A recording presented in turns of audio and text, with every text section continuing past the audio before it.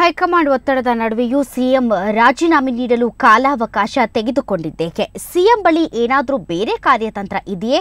ಹಾಗಾದರೆ BJP high command ಮುಂದಿರುವ ಆಯ್ಕೆಗಳೇನು? ಇನ್ನು ರಾಜ್ಯಪಾಲರು ಅಖಾಡಕ್ಕೆ ಇಳಿಯಲಿದ್ದಾರೆಯೇ? ಈ ಎಲ್ಲದನ್ನು ನೋಡೋಣ ಈ ರಿಪೋರ್ಟ್ನಲ್ಲಿ.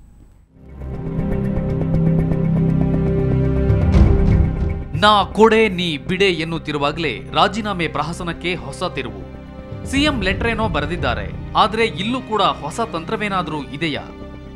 ಒಂದೊಮ್ಮೆ ಹಾಗಿದ್ರೆ ಸಿಎಂ ಮುಂದಿರೋ ಆಯ್ಕೆಗಳೇನು ನೋಡೋಣ. ಯಡಿಯೂರಪ್ಪ ರಾಜೀನಾಮೆಗೆ ಸಮ್ಮತಿ ನೀಡಿದ್ದಾರೆ ಅನ್ನೋ ಸಂದೇಶ ರವಾನೆಯಾಗ್ತಿದೆಯಾದರೂ ಸಮಯಾವಕಾಶ ಕೇಳಿರೋದು ಕುತೂಹಲ ಕೆರಳಿಸಿದೆ.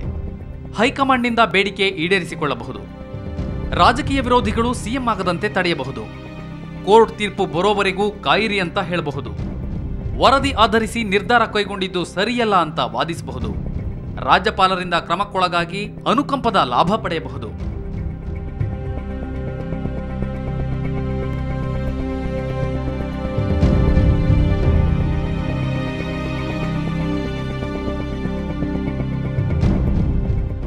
ಇನ್ನು ಹೈಕಮಾಂಡ್ ಮುಂದಿರುವ ಅವಕಾಶಗಳನ್ನು ನೋಡೋಣ. ರಾಜೀನಾಮೆ ನಿಲುವಿಗೆ ಬಿಗಿಯಾಗಿ ಅಂಟಿಕೊಳ್ಳಬಹುದು. ಎಲ್ಲ ಷರತ್ತು ಒಪ್ಪಿದರೆ ದುರ್ಬಲ ಎನಿಸಿಕೊಳ್ಳುವ ಆತಂಕ. ಸರ್ಕಾರ ಉಳಿಸಿಕೊಳ್ಳುವ ಸಲುವಾಗಿ ಬೇಡಿಕೆ ಒಪ್ಪಬಹುದು. ಮತ್ತೊಮ್ಮೆ ರಾಜೀನಾಮೆಗೆ ಅಧಿಕೃತ ಸೂಚನೆ ನೀಡಬಹುದು. ರಾಜೀನಾಮೆ ನೀಡದಿದ್ದಲ್ಲಿ ಯಡಿಯೂರಪ್ಪರನ್ನ ಉಚ್ಚಾಟಿಸಬಹುದು. ಹೊಸ ಸಿಎಂ ಆಯ್ಕೆ ಮಾಡಿ ರಾಜ್ಯಪಾಲರಿಗೆ ಶಿಫಾರಸು ಮಾಡಬಹುದು. ಹೊಸ ಸಿಎಂ ಆಯ್ಕೆ ಬಗ್ಗೆ ನೇರ ರಾಜ್ಯಪಾಲರಿಗೆ ಮನವಿ ಸಲ್ಲಿಸಬಹುದು. ಹೈಕಮಾಂಡ್ನಲ್ಲೇ ಕೆಲವರು ಬಿಎಸ್ವೈಗೆ ಬೆಂಬಲ ನೀಡಬಹುದು.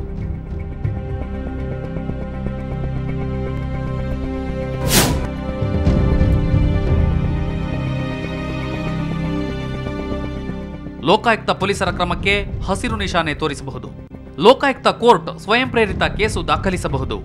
ಲೋಕಾಯುಕ್ತ ಕ್ರಮ ಆಧರಿಸಿ ಸರ್ಕಾರ ವಜಾ ಮಾಡಬಹುದು. ಬ್ಯೂರೋ ರಿಪೋರ್ಟ್, ಸುವರ್ಣ ನ್ಯೂಸ್ 24/7.